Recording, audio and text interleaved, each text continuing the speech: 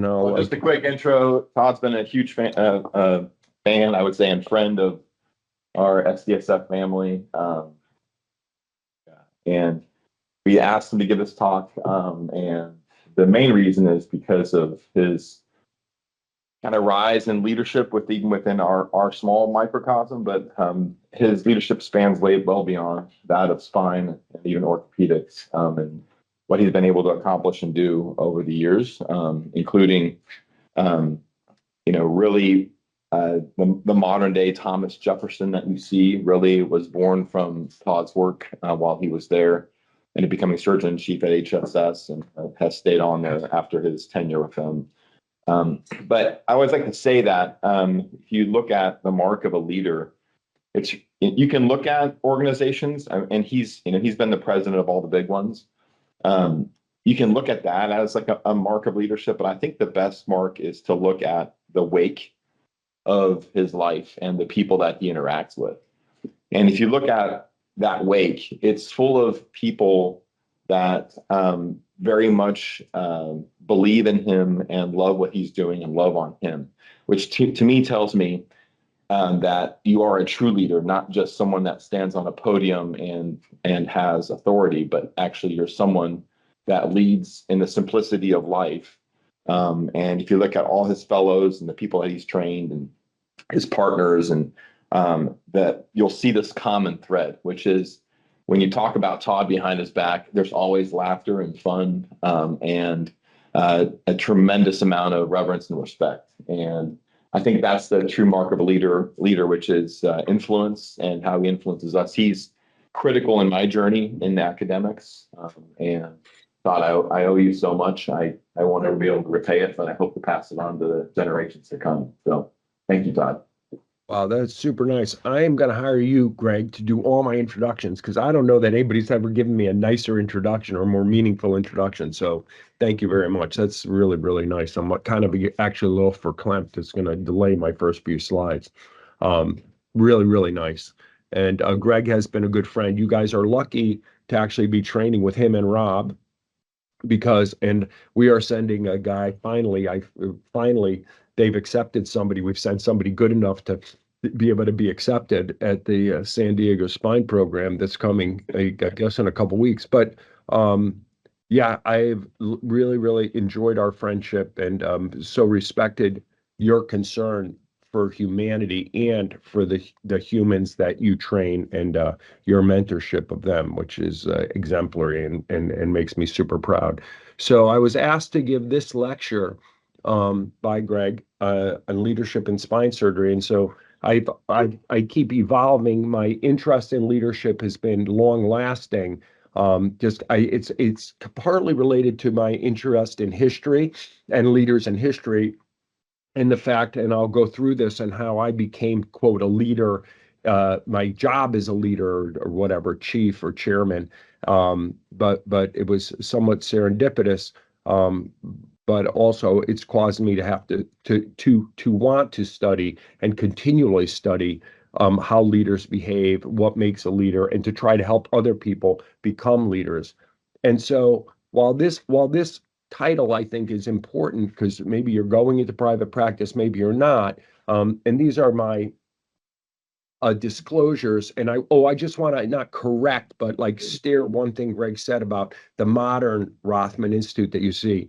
I like to think that the Rothman Institute 5 years ago was more the Rothman Institute that I take credit for helping to create. I don't know that I would have helped create exactly what's going on now there. I would hope I wouldn't have, but I can't say, I don't want to be critical, but I can't say I did. But I think we had a pretty good thing going there for a while. But anyway, these are my disclosures. The only thing that's kind of somewhat important is really the responsibilities I've had in leadership roles as they apply to what I'm going to tell you. But I said, if this is a lecture, it really should be more, it's just about leadership and what your obligations are as a leader, because whether you're in private practice or you're in the OR, it doesn't matter. Whatever your microcosm is, you're a leader all the time. When you guys now, at the end of your fellowship, I am sure you go in the OR before the doctors get there, you're leading that team. And so the principles we're going to talk about become super important no matter where you are, whether you're in a private practice, whether you are in a research group, whether you're in your residency in the OR, it doesn't matter.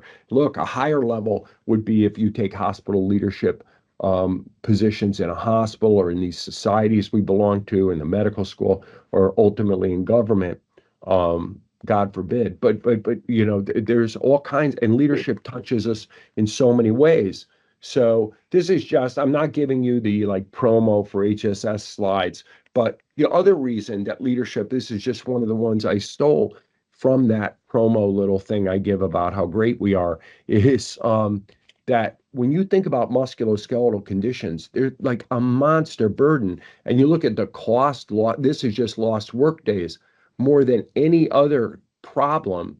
Musculoskeletal is like the highest cost. So if you are doing group health, any of these things, it's super important. So your voice becomes important. You get a strong voice with insurers and hospital systems, whatever. So it's super important that we learn leadership skills and the way to like influence others. And so, kind of, let's talk about, I guess we have a half hour or maybe 25 minutes. Why should you care? What are the components of leadership? Some historical concept. I'm totally into Stoicism, so I'm going to at least introduce you a little bit to it along the way. And so, if we say what's leadership, I go back to this AOA older definition. AOA is our leadership society, the art and science of developing, promoting, and implementing a practical vision and goals through unselfish, very important, unselfish and responsible motivation and skill for effective group action. A leader has to care more about those that they are leading than about themselves. Very important, and usually something that's already established by, say, let's say eighth grade. And if you don't have it, you don't have it. Hard to learn that, but it's super important. And this guy, who was a very important, he was head of one of that Texas health system, Methodist Hospital, Larry Mathis, and went on to write a lot about physician leadership or leadership in medicine.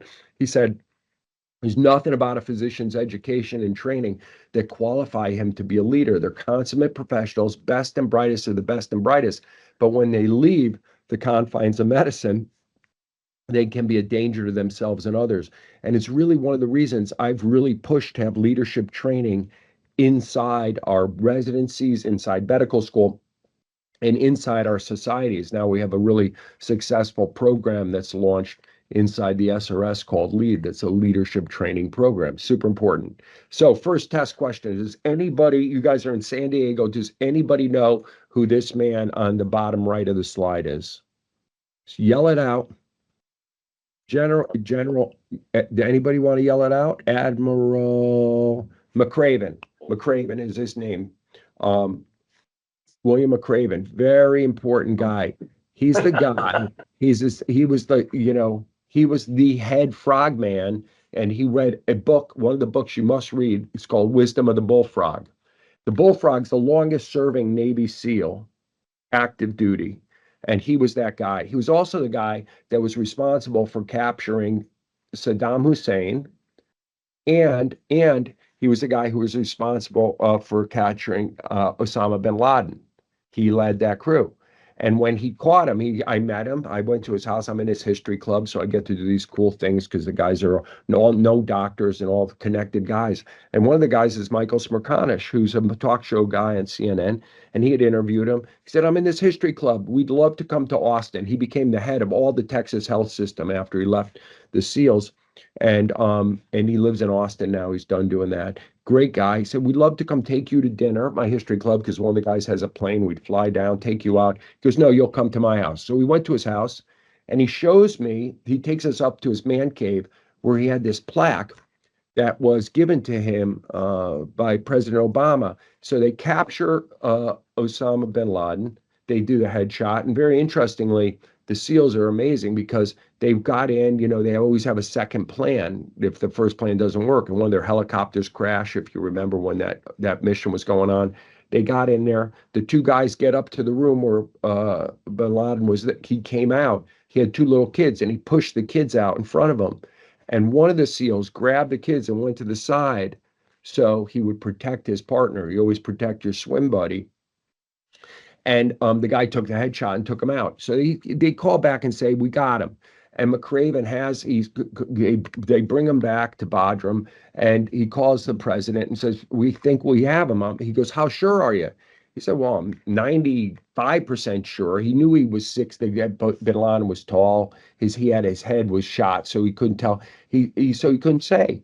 And he said they needed to get the genetic test. So McCraven says there was a SEAL there that looked pretty tall. He said, how tall are you, son? He said 6'2". He said, lay down next to him. He goes, I wasn't going to lay down next to him. So he had him lay down next to him. He said, I'm 98% sure. Anyway, they get the test. McCraven comes back to Washington. He meets with the president, and the president gives him a plaque. And on the plaque is a tape measure. And he said, I can spend $20 million on a helicopter, and you couldn't spend $20 on a tape measure. Thank you for all you've done. And he showed us this plaque. It was kind of cool. So anyway, I love the guy. He's got brilliant leadership techniques. And he says, I'm going to share some of those things he said with you. Lead by example. You must take care of those who you lead. Be men and women of integrity. Integrity is incredibly important. And you have to share the hardships and dangers. You have to be vulnerable. And that's who it is. So now that's the first test question. I hope you guys do better on the next ones. Leadership. And so he also said leadership is accomplishing a goal with people and resources you have while you maintain the integrity of the organization. You cannot make choices that are not within the integrity of the organization.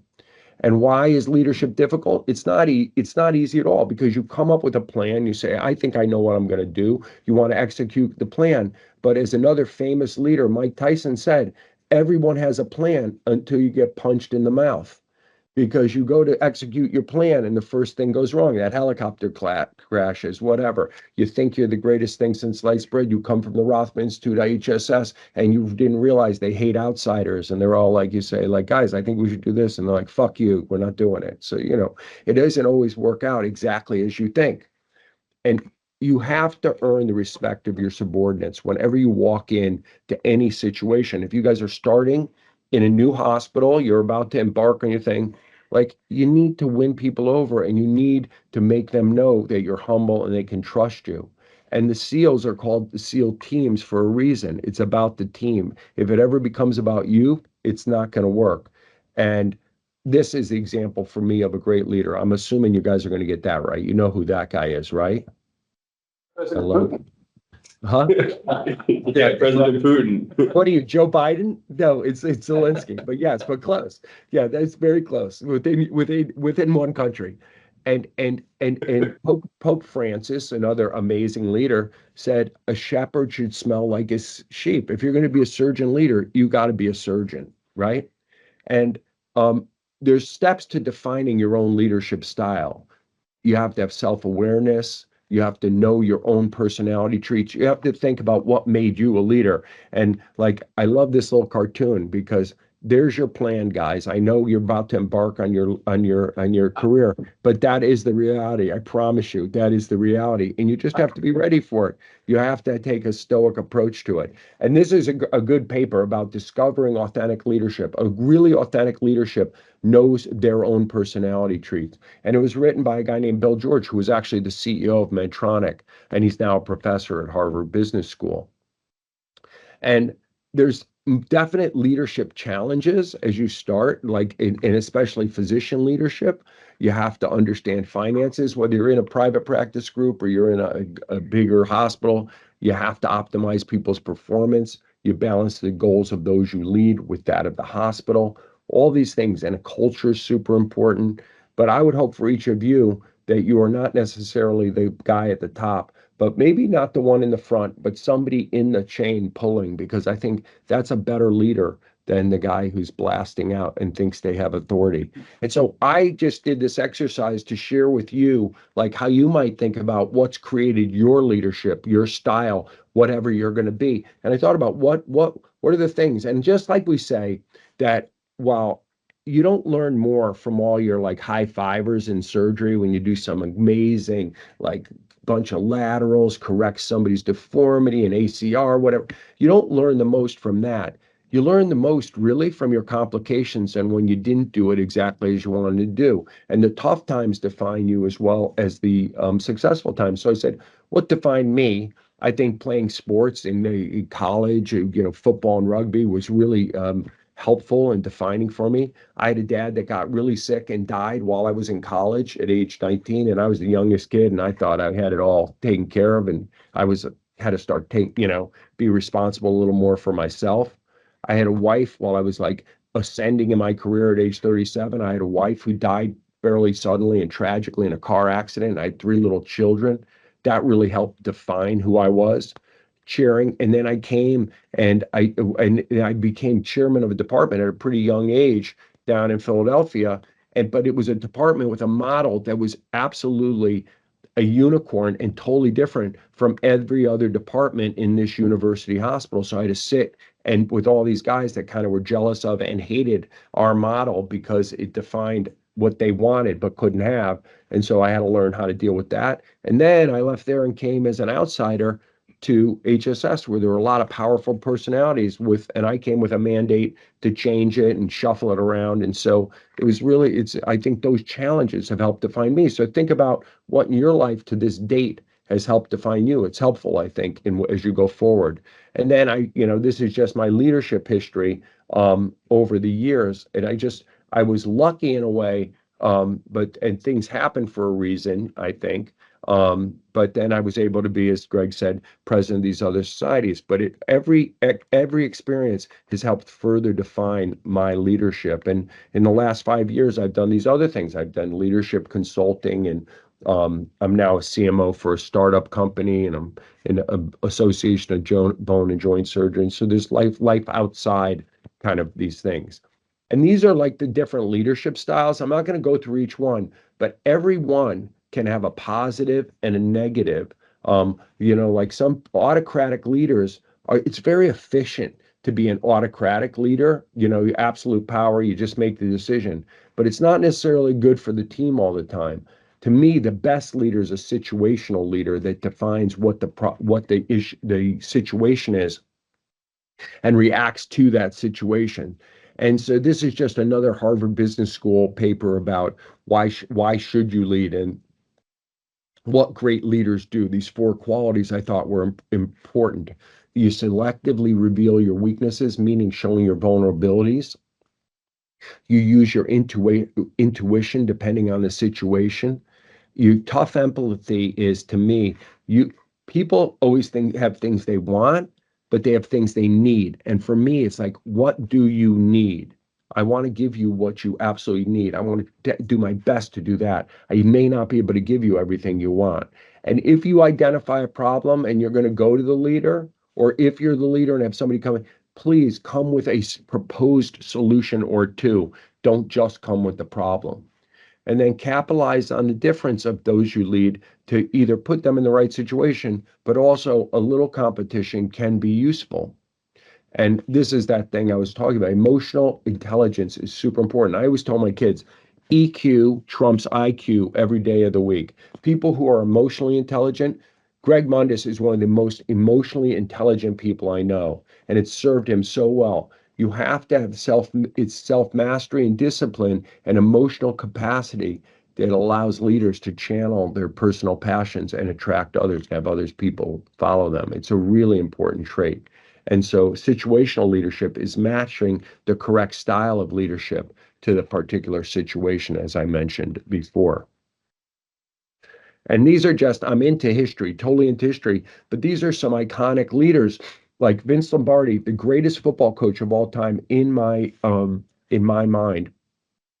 He said, gentlemen, we're going to chase perfection. We're going to chase perfection every day because while we might not attain perfection, in chasing perfection, we will attain excellence. George Washington, what more needs to be said? Iconic leader. And Winston Churchill was an incredible leader during really, really tough times. And I have a Winston Churchill story.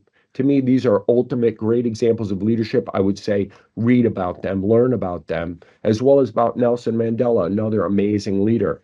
So this cup, I won't ask a quiz question because no one should know this. This is called the victory mug. That mug. It's a silver plated mug because it was given to Winston Churchill by his war cabinet after winning the Second Battle of Alamein. That was a battle, the tank battle in North Africa, where Rommel for the Nazis was defeated by Montgomery in the tank battle, and it kind of was it changed the war in Africa of World War II. It was really important for the Allies. And his cabinet, which was a team of rivals, he had people. Winston Churchill had people from the other parties and stuff. They came together and gave him this mug, on his 65th birthday. That mug was bought by my friend, another guy in the history club. You can tell I'm in a fancy history club. And he bought it from the Soames family because they were going bankrupt, which were Winston Churchill's relatives. And so they put it up for auction, and he bought it. And he had it, but he thought it was wrong. It should be repatriated to England. And he kept saying, I will repatriate. I want to give it back. It should be in the War Museum in England. I want to give it back. He paid a ton of money for it. But I only want to do it if we could do a ceremony at the ambassador's residence. So they finally took it. We went to the ambassador's residence in London. This was in June 10th that I was there.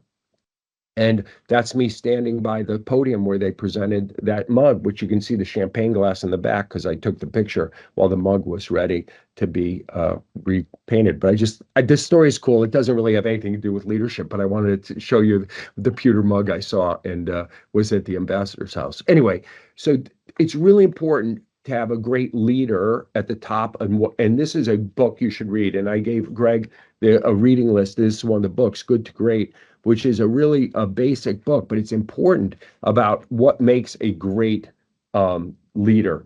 And it was Jim Collins studied these 20 companies, 10 successful, 10 not, that and compared them. And every successful company had a level 5 leader. And this little pyramid of leadership, I guarantee everyone in that room is at minimum a competent manager and probably an effective leader. But a level 5 leader is a little different. They're the yin and the yang. They have a combination of professional will and personal humility. And the way to think about it is like the mirror and the window. When things are great, they look outward, what's the next thing we're going to do, or to the right or left, who can I give credit to? And when things aren't going well, they look in the mirror and say, what did I do wrong? Not what did somebody else do wrong? They also pick great people, put them in the right seat on the bus. If they're not in the right seat on the bus, they have the strength to move them and get them to the right seat on the bus, or in some cases, get them off the bus, God forbid. But at least put them in the right seat on the bus.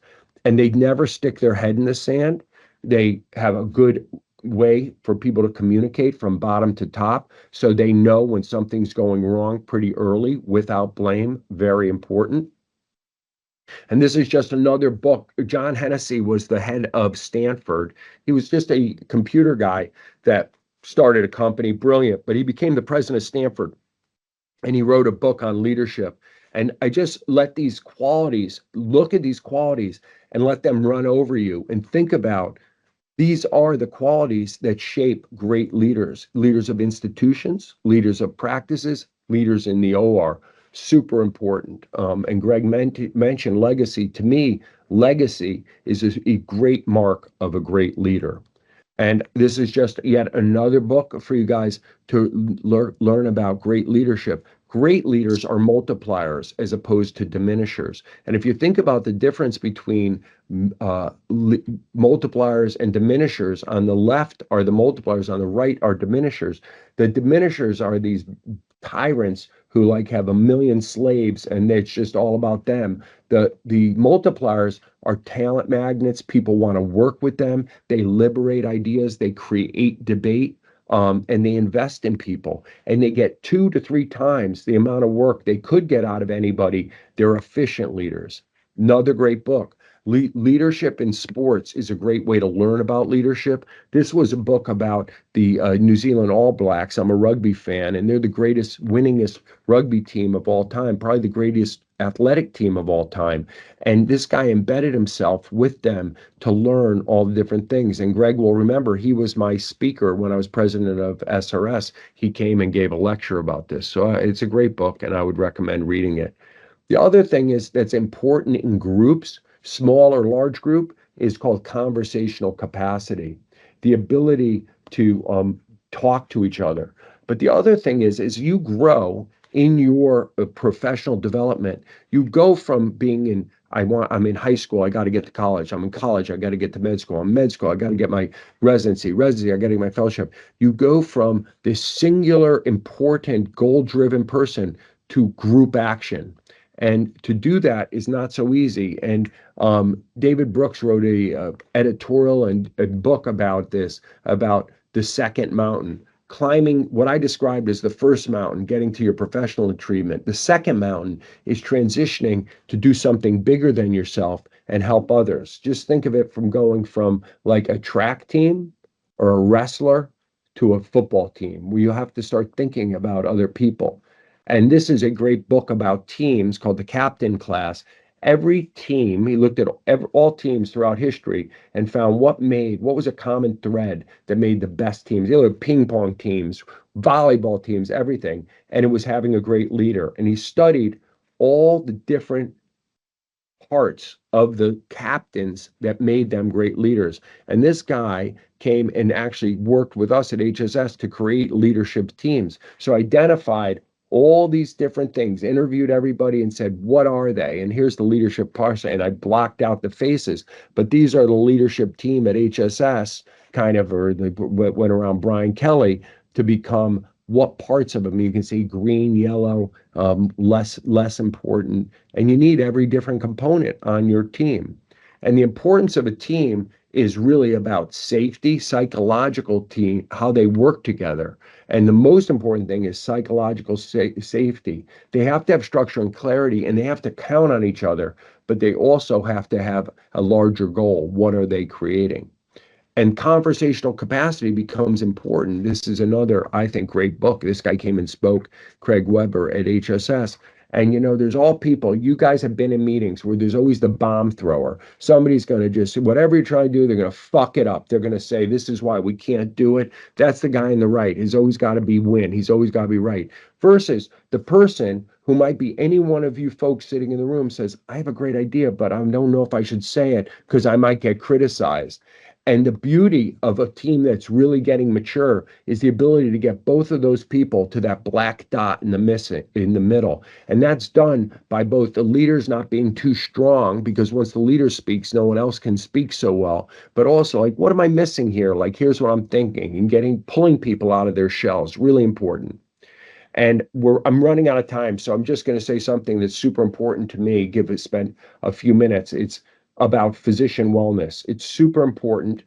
Greg, I know, is very, very interested in it as well. And there's two ways to get at it: is both with physician-directed techniques and organizational-directed techniques. The organization has to care. It's really important because an impaired physician is a costly physician, and medical errors cost a shit ton of money, as you all well know. And there's something called the second victim syndrome. The second victim syndrome, Safdar Khan taught me about this, is we have a surgical complication. The patient's the victim. We, the surgeon, are the second victim. And this just shows how much it affects people and how they felt about it. And the problem with M&M, as we have it now, is it can be a blame game, and the complications can be weaponized. But really, what it should be rebranded M&M as a review of cases with unexpected outcomes, and take the shame and hostility out of it, and put in, I've had this happen, I get it, and how can I be helpful? And maybe every department or hospital needs a Wendy like she had in Billions, a chief wellness officer that's not a doctor. And so this is just the treatment. I won't spend a lot of time on it. Happy to talk to anybody about it. But I think the most important thing is destigmatizing burnout. And if you have a colleague that's having a problem, being open to putting your hand on their shoulder and saying, how can I help? Resilience is helpful. It's a process, not a trait. It's preventative to adversity. It creates resistance, and it can help people really help deal with traumatic situations. Most important is book is The Good Life, the longitudinal Harvard study on happiness. They studied from like the 30s on, took bloods, interviewed people. John Kennedy was in this study because they had both Harvard students, but they had kids from South Boston. So very economically disparate. And what was the single thing they found? The most important thing to having a good, long, and happy life? Relationships. Relationships. You don't have to have 20 relationships. You have to have a few relationships. And one of them should probably be your wife or partner. But let me tell you, having relationships is the most important thing. It's strengthening so you don't worry alone. And I just like this picture from Titanic because I thought they had a very lovely relationship. But if you have somebody you can call in the middle of the night, a few people, it makes a big difference. One word about Stoicism, it has been incredibly helpful to me, especially during difficult times. And the central thing of the big three for me is Marcus Aurelius, Seneca, and Epictetus. But Marcus Aurelius is kind of the father. Here's a guy who wrote this book, Meditations, which you should all read. He read it. He wrote it for himself. It was like a diary and how he could be a better person and became the Bible of Stoicism. And the central theme is you have power over your mind, not outside events. You realize this and you'll find strength. You can't control the way people behave towards you. You can't control any outside events. You can only control your response to it. And the more you get into it, I think the more powerful it is. If you want to start with a simple thing, read this book, The Obstacle is the Way. Sign on to the Daily Stoic by Ryan Holiday. You get a meditation every day. It's super helpful. I think it's great. And this is just another book by Ryan Holiday. So as I finish, for me, these are my 10 traits of a physician leader that I think are super important. Um, Probably most important is treating everybody, no matter who they are, with respect, and admitting and learning from your mistakes and being open to them and being humble and inspire the team to act like a team. Their team is so, so important and building a great team. But guys, as you go out in the world, the couple messages I would really, really want to leave with you are the following. Never get so busy working, worrying about the money you're making that you forget to make your life because your life's what's going to enrich you. And if you look at this picture, the dog's super happy. The dog's going to live a long time because he's going to have the relationship. That's what's really important. He's going to have the relationship, not the objects. And so I thank you very much. This is the most important team in my life. I have to add one now to it because my son just got engaged. But I've enjoyed talking to you. I'm a few minutes over, but I tried to rush through it a little bit to make it on time so you could talk about your cases. Thanks, Thank you, Todd. Thanks, Todd. So I have a quick question if we have time for it. Of course. Interested in what you think. So, especially from a trainee perspective, a lot of the times you don't really have say over the team that you're involved with. And as we transition to a leadership role, how do you address that or how do you handle that? Like, I mean, obviously ideal high performing teams, everyone's bought in and everyone wants to move towards the same goal. But what do you do if you don't really have an option to work with someone who may not, or at least you perceive them to not necessarily be on board with that? That is a spectacular question. I won't say it's unanswerable. The right answer is to get the majority of the team functioning the way you want them to function, number one. And you just kind of keep making clear, like, guys, this is how we are going to function. And especially in a medical team, what I have found to be the most compelling of getting people. It's like I'm Jewish, so I work a lot on guilt trips, and this has worked fantastic. As you say, guys, this could be your mom on the table. This could be your brother, your sister. Would you want? We want to perform at the highest level as if we're taking care of our family.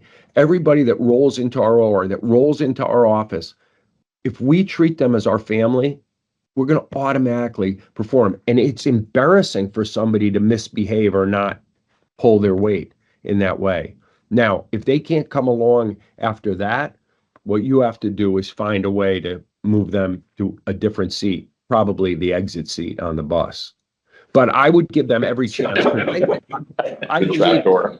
I believe in humanity enough that I think if you get to know every person, there is good in them, and there's something. If they're not performing, there's a reason. There's usually a reason, and if you can find that reason, you could turn them around, and you've done that person such a big favor because they're going to feel so good about themselves.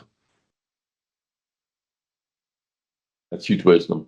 I always, you guys have heard me talk about like, I feel like the core of all problems and I feel the core of every solution is communication and relationship. And if you look at every problem down to that like core structure, usually it has to do with one of those two things that have gone awry. And like Todd said, like if you haven't taken the time to get to know the person that's across from you or next to you, then you're very much surface scratching, and it'll be very difficult to endear change or to get them to hop on board where you need them to on the bus. Once you get to know somebody, that's when you really get to see change. So being genuine in that, I think, is important. Yeah. Yeah. And give him a chance. Give him some optimism, and Yeah. you might be shocked. You might come in and go, oh, everybody at your OR is going, oh, you're fucked. You're stuck with this person. Give him a chance, and you might be surprised. We're not. Yeah, we're getting off the bus, exactly. Yeah. Exactly. Any other questions, guys? All right, guys. Well, thank you so Todd. much. Thanks for having me. Yes, Really enjoyed it. Have a great day. Thank you, Todd. sir. See you soon.